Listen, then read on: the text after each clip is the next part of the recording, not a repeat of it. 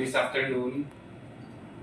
Usually audience sa mga duda ko no sa Inelato Pascon, but I am here to inform each and every one this important message from the city, most specifically from the City Veterinary Office, na maabot ini na message sa tanan mga Surigao nun.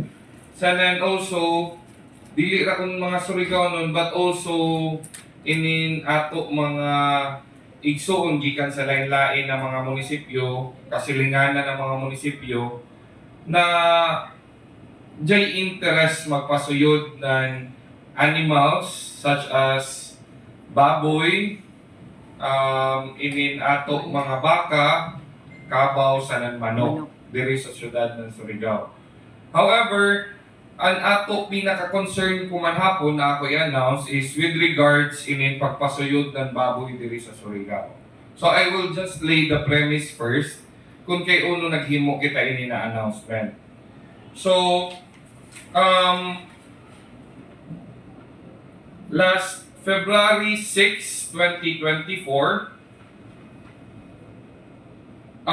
February 1, 2024, a law, Ordinance number 494 series of 2024 was enacted. What is this Ordinance 494? This is an ordinance adopting and implementing the Bantay ASF sa barangay or the Babay ASF program.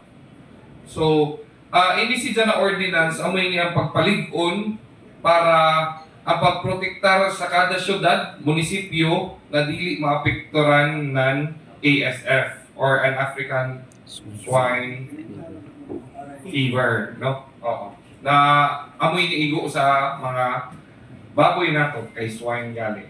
So, I am here this afternoon kay there is an alarming rate, no? Tungod per our city veterinary head, OIC head, Dr. Zerda, dyaoy duha ka buok bago gi-report na affected na nag-positive ng ASF. Duha ka munisipyo. Amo ini ang munisipyo ng Alegria sa ng munisipyo ng Del Carmen. So, this was reported during the third quarter of RAC-ABCE meeting nila. So, this is alarming kay pikas-pikas siya. So, before ko musuyod ng Surigao, if gikan ko ng Butuan or Davao or Bukidnon, Jaon and Alegria. If jarisad ko sa Kaislahan, labi na diri sa Siargao Island, Jaon and Del Carmen.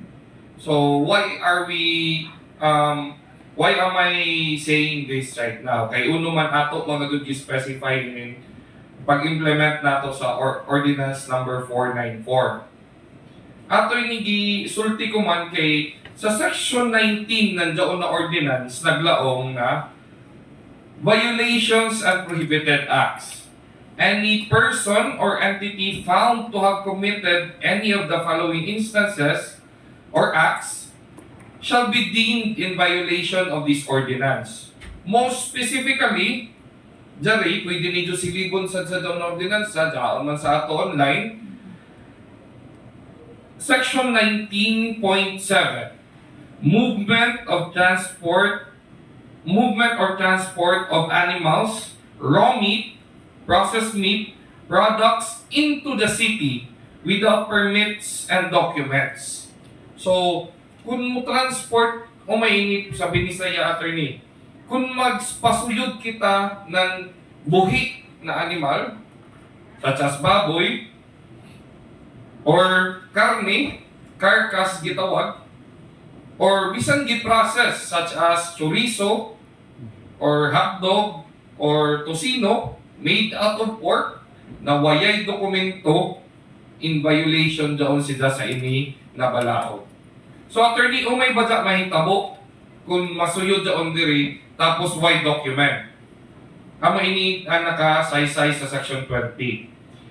Any person or entity found to have committed any prohibited acts under Section 19 na tumatugibasa kaniya shall be penalized with 5,000 pesos and or imprisonment of not more than 6 months, regardless of recurrence or frequency of committing the offense. Umay pasabot taon, bisan first time pa ni dyan isuyod or nakakommit daw na offense, first time ni dyan isuyod sa city without document, pwede sila i-fine ng 5,000 pesos or ipapriso of not more than 6 months.